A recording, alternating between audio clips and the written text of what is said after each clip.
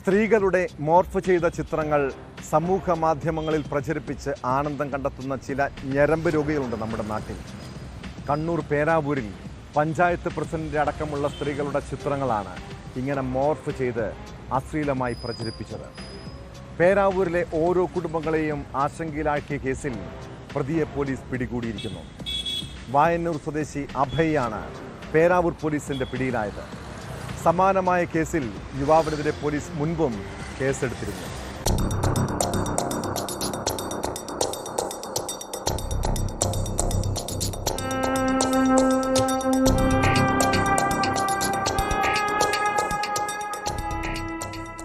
ഇൻസ്റ്റഗ്രാമിലൂടെ ഇത്തരത്തിൽ ചിത്രങ്ങൾ പ്രചരിക്കുന്നത് കഴിഞ്ഞ ദിവസമാണ് നാട്ടുകാരുടെ ശ്രദ്ധയിൽപ്പെട്ടത്.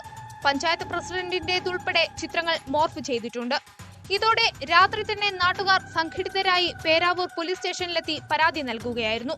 തുടർന്ന് നടത്തിയ അന്വേഷണത്തിലാണ് വായന്നൂർ കണ്ണമ്പള്ളിയിലെ കുന്നുമ്മൽ അഭയാണ് ഇത് ചെയ്തതെന്ന് തിരിച്ചറിഞ്ഞത്. 20-കാരനായ അഭയെ വയനാട് പടിഞ്ഞാറേത്തറയിൽ നിന്നാണ് പോലീസ് കസ്റ്റഡിയിലെടുത്തത്.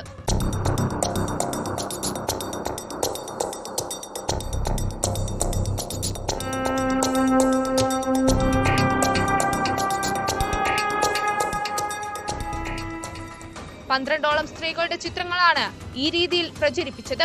പ്രതിയുടെ സമൂഹ മാധ്യമ അക്കൗണ്ടുകൾ പോലീസ് ഡിലീറ്റ് ചെയ്തു. സമാനമായ കേസുകളിൽ യുവാവിനെതിരെ പോലീസ് മുൻപും കേസെടുത്തിരുന്നു.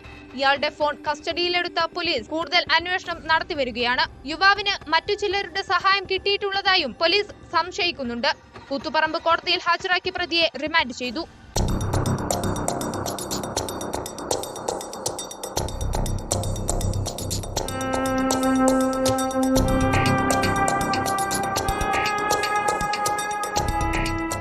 News 18 കണ്ണൂർ.